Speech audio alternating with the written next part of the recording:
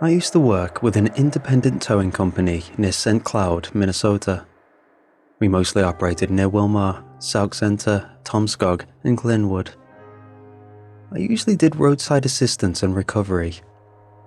Out in these parts, you get a surprisingly large share of vehicles that are just abandoned in the middle of nowhere.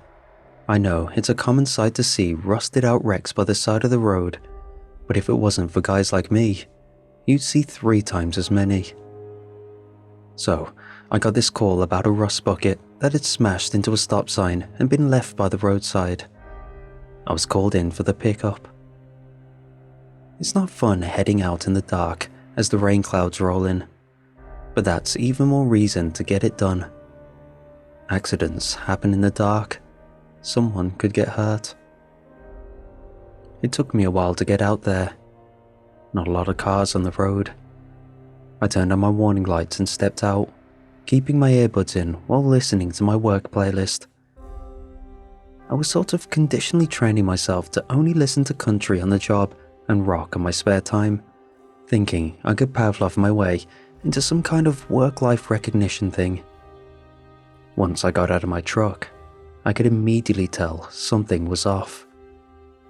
I'd gone down that road before, and I'd never seen a stop sign anywhere near it. It was a straight road. Why would there be a stop sign? The car in question was this old Beetle. The paint had peeled off years ago, and half the interior was either rotten or torn out.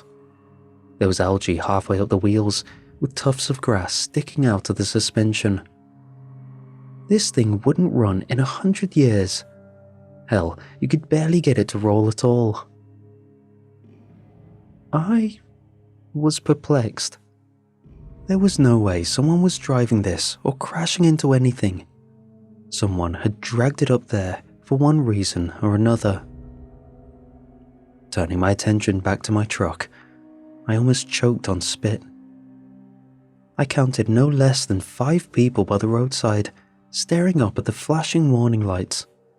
5 people, all different ages. They had this strange look of absolute adoration on their faces, slack-jawed and unblinking. They didn't seem to mind my presence. They were just there for the lights. I looked at them for a moment. These were the people that had dragged the car up, no question about it. Hell, some of them had muddy hands and boots still. I thought about saying something, but figured I'd just get my phone out in case someone wanted to cause trouble. I locked my truck, not taking my eyes off these people, and tried to get on with my job. They didn't seem to mind. They just stood there, their eyes wide and black, staring at the flashing warning lights. It was so eerie. I walked around that car, constantly checking over my shoulder. I was waiting for one of them to burst into a sprint or scream. But nothing happened. They just stood there, not a sound or a word. Heavy breathing in unison. I thought about filming it, but honestly, I had to get out of there. I scooched the fallen sign off the road and prepped the wreck. Through all of it, I got this worried chill creeping up my spine whenever there was a sharp noise. A rattling chain might set them off, or a creak of metal. I didn't know what these people's deal was, so I didn't know how unpredictable they were. As I finished and got ready to move out, I threw a final glance back at them. My heart skipped a beat when one of their eyes, yes, a singular eye, turned to me. She was probably in her 40s, with the kind of face that just screamed exhaustion. As the second eye slowly settled on me, there was this bubbling unease in my stomach. Something about her was just inhumane. It didn't feel like meeting the eyes of a fellow Minnesotan, or even a Homo sapien. This woman was something else, something other. I was about to get back into my truck when she opened her mouth and spoke. "Look at me," she said. I did. I couldn't not do it. It felt like staring down a predator, keeping it at bay. I had to look at her. Of course, there was a plan to it. I didn't notice the two men sneaking up on me from the other side of the road. I have a hard time retelling this part. It's burned into my thoughts, but it's not like a good burn. It's like a scab, and I just hate poking at it. The only word that I can use for it is that it frightens me. Not just because of the violent implications, but because I now know firsthand just how frail I am as a person and living being. Hands grabbed me, and I was pushed up against the side of my truck. Some guy in his 50s and what looked like a girl in her late teens, both insanely strong, with the kind of grip you might expect in a wild animal. They were clinging to me like their life depended on it. And yet, none of them said anything. No noise, no words, just huffs and unblinking eyes. Even then, as my hands were pushed up against the cold metal, they weren't even looking at me. They were still looking up at the warning lights. The one who had spoken came around. She faced me and held something up. It looked like one of those old box cameras with a crank on the side. She turned it on with a metallic clunk, blinding me with a powerful and warm light. She slowly turned the crank on the side like a nightmarish jack-in-a-box. With every click, something would block the light for a split second, effectively making it flash. She turned it faster and faster. Blinking turned into a strobe light. I can't explain what I felt. It was like something filling my stomach, like my body was contracting into itself, trying to make me shrink. I became so hyper-focused on this one blinking light coming out of that awful black box. I didn't even notice that they let go of my hands, or how they all gathered around me, how they watched as I had this mental seizure. I couldn't move. I couldn't look away. My mind was just filled with this clicking noise, resetting every impulse that came across my mind. I should run. Click. Who are these people? Click. I'm in danger. Click. I couldn't finish a single train of thought. I just stood there, as transfixed to that box as they'd been to my warning lights. I don't know when I passed out. Could have been seconds, could have been minutes. All I know is that I woke up by the roadside hours later as a passerby tapped me on the shoulder. "You all right there?" they asked. "You hurt?" I shook my head, trying to adjust my eyes. They still burned from the light. "I don't know," I said. "I honestly don't know." I called my boss, telling them what had happened, explaining why I hadn't answered any calls. I also gave a statement to the police, explaining what little I could to a very understanding man. It didn't make sense to them, or me for that matter. Nothing was stolen, nothing was vandalized, just people attacking people for seemingly no reason.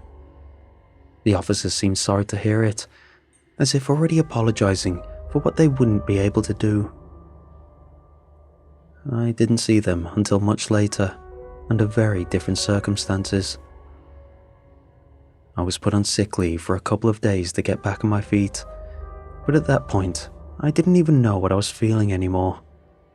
Coming home, I couldn't concentrate. Everything just felt off. I could barely keep myself focused on the most minute task. I forgot my cooked rice on the stove. I put down my phone in the middle of a phone call. I left the tap running. I kept getting sidetracked, like there was something vital missing in the back of my mind. This continued on and off for a couple of days. I vividly remember how I tried to stream some stupid reality show, but I kept forgetting what I was watching. I didn't dare use my car or go shopping.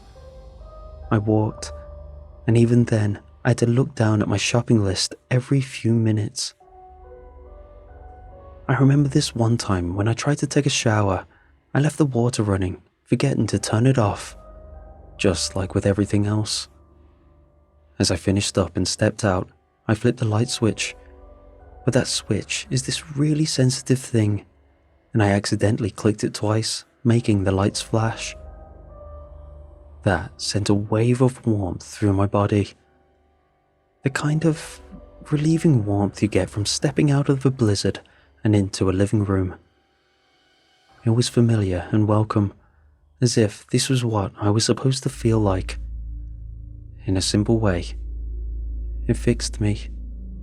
For a moment, I felt like myself again. I ended up standing there for about 20 minutes, just flipping the switch on and off, on and off.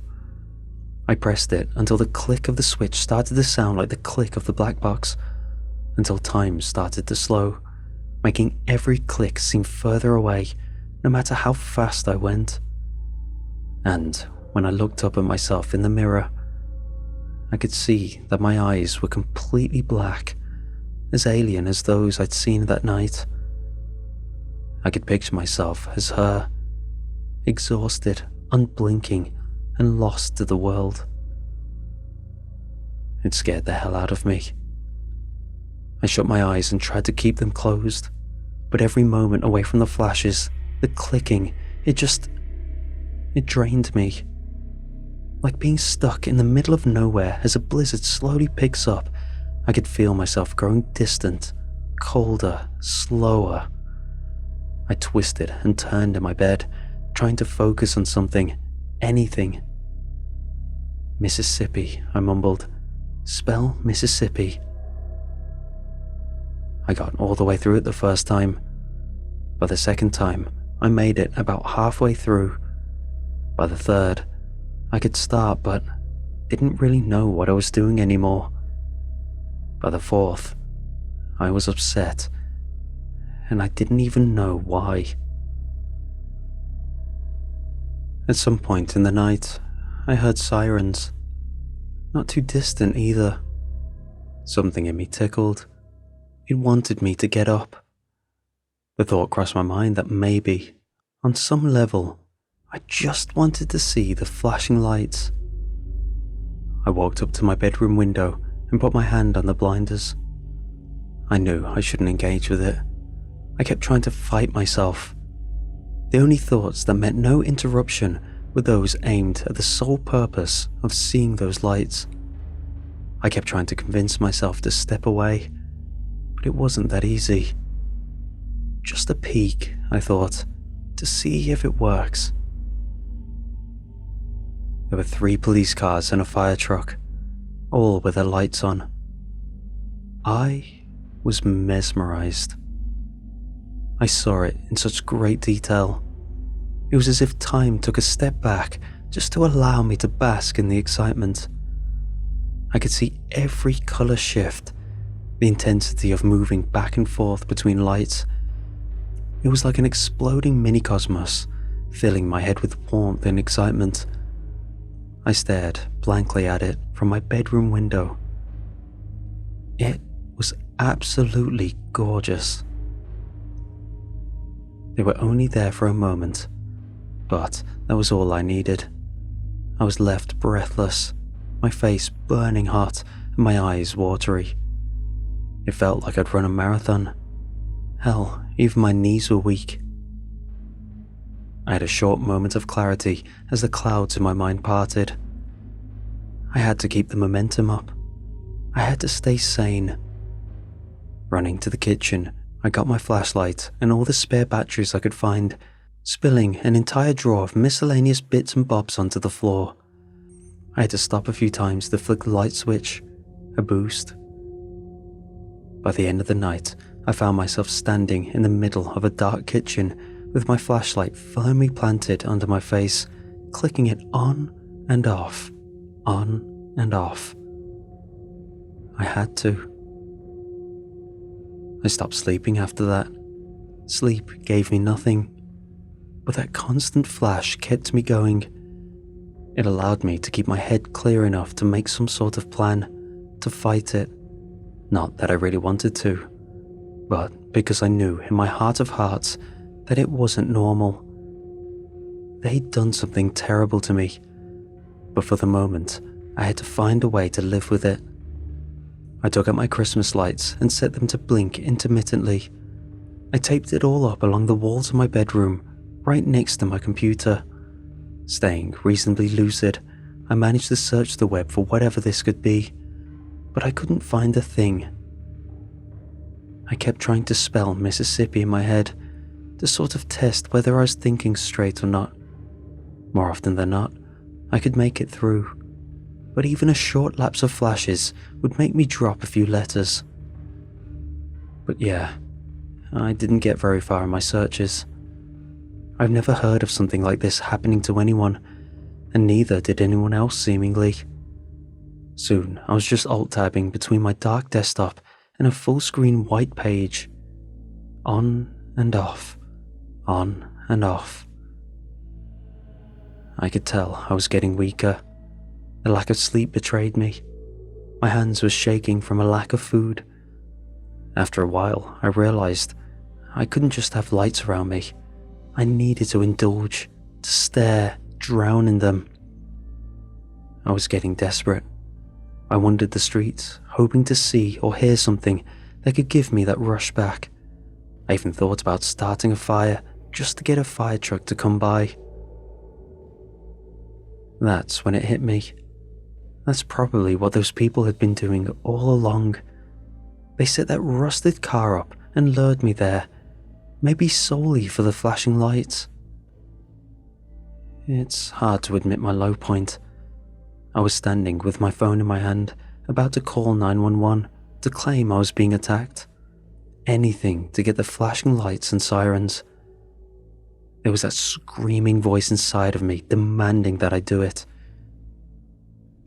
And a whisper telling me I was destroying myself.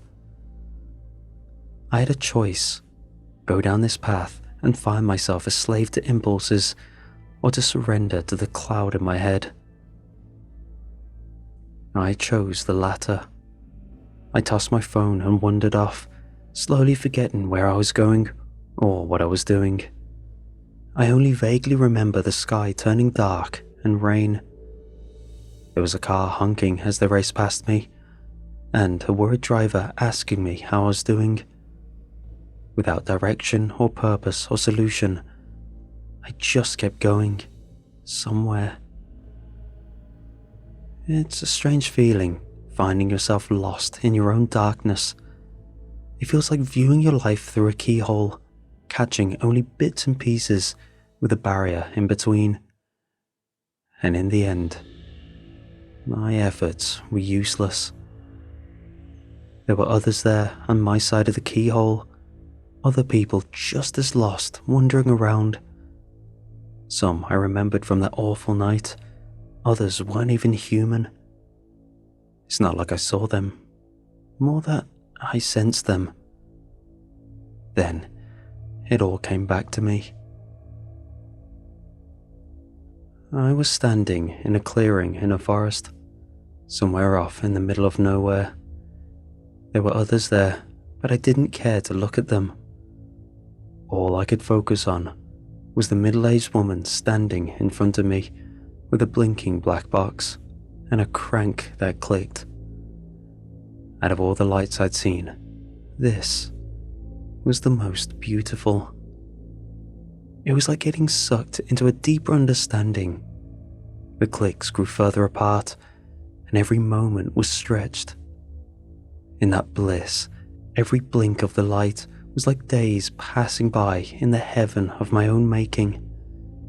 There was a benevolence there, someone caring for me, like a balm on my soul. Then it stopped. Back in the darkness, a woman held out a phone as the box stopped clicking. Ambulance. And that was all she needed to say. We made it to the parking lot out of the old mall. The old Deadeye for those of you who live around here. There were 6 of us, but none of us said a word. There was this young woman who'd gotten a hold of her phone, and she didn't seem to know what to do. She looked up, as if coming out of a daze. "Are we doing this?"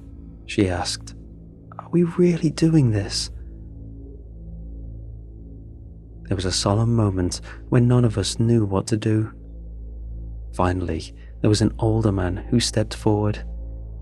He looked the young woman up and down and turned to the rest of us.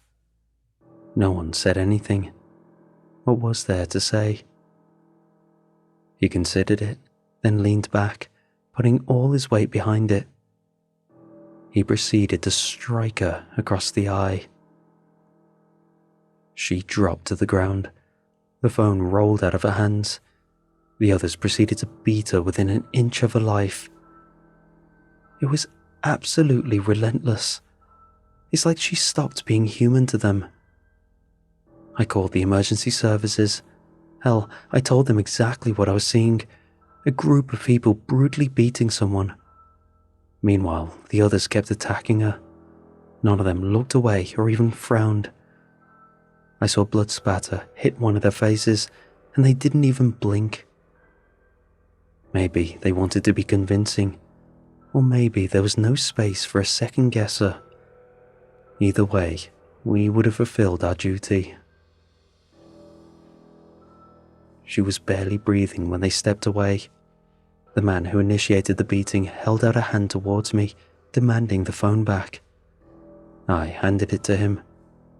I was too new to be entrusted with something of that value. I wanted to speak, but I didn't. Looking down at the broken body, gasping for air, it did something to me. It put a suggestion in my head that maybe this wasn't okay. It made me question myself and made me think. I remember standing there, watching the blood pooling, when I considered, can I spell Mississippi? I couldn't. Despite following this path and succumbing to it all, it was still taking something from me. That was more apparent than ever. It was this subtle reminder that, yes, I was going down the wrong path. I was doing something wrong. I wasn't fixing myself this way. There were sirens in the distance. I could see the top of the tree line changing colour. They were coming. The others hid by the side of the road, their eyes going dark with anticipation. I joined them, hesitantly, trying to make up some sort of plan. When the flashing lights came around the bend, it was like drinking a glass of ice water on a hot summer's day. It was a soothing breeze. Nothing like what I'd experienced from that black box, but a substitute. A damn decent one at that. The colours bathed us, and we just soaked it all in. Except now, I had this feeling that it just wasn't right. Like I was being used and manipulated. Like there was something in those flashing lights looking back at me. "Ayo," someone whispered. "Ayo." The others joined, a choir of hushed voices. At first, it was just a noise, but I could see what they were getting at. It was a fitting name, the thing that drew us in, giving us a peek at something else. Ayo, the end of, the see you, Ayo. There was an ambulance and 2 patrol cars. By the time they got to the beaten woman, we were all stepping out of the woods together. Someone was yelling at us to stop. There were threats, demands, pistols drawn. Then a click. Looking to my left, the woman with the black box had returned. A first flashing light in their direction was all it took to distract them. I couldn't see it properly from my angle. The others flocked to it like moths, but I hadn't fallen under its spell yet. Instead, I looked to the broken woman. She was barely conscious. The paramedics didn't have the time to take her away. One of them was hiding in the back of the ambulance, while the other just stood there, staring at the woman with the black box. We all moved forward, slowly. A few whispers, a declaration of faith. No, not faith, just worship. It isn't faith when you've seen it, when you know it's there. The others joined into a circle, 2 police officers as well. All of them stared blindly into this captivating light, this invitation to behold, to step outside yourself and see this hidden blessing. I tried to look away. I tried so hard. I tried holding my eyes shut, but I couldn't. I wanted to look deeper and disappear into that light, to let it burn me hollow, inside and out, to be free. Home. I heard it calling. I can't describe it, but I heard it. Even with 2 hands covering my eyes, the clicking noise from that box bore its way into my head and forced an electrical impulse of light inside my eyelids. No matter, I thought, maybe it would be wonderful in the end. Looking back at it, it's so unreal. The thoughts are still there, but it's like they're not even my own. Like trying to recap a movie you saw 20 years ago, and you know, hadn't it been for one stupid thing, I would never have made it here. One of the officers, the one who drew a pistol, had dropped it. I slipped on it when I was drawn in. I fell hard, torso first, knocking the air out of my lungs.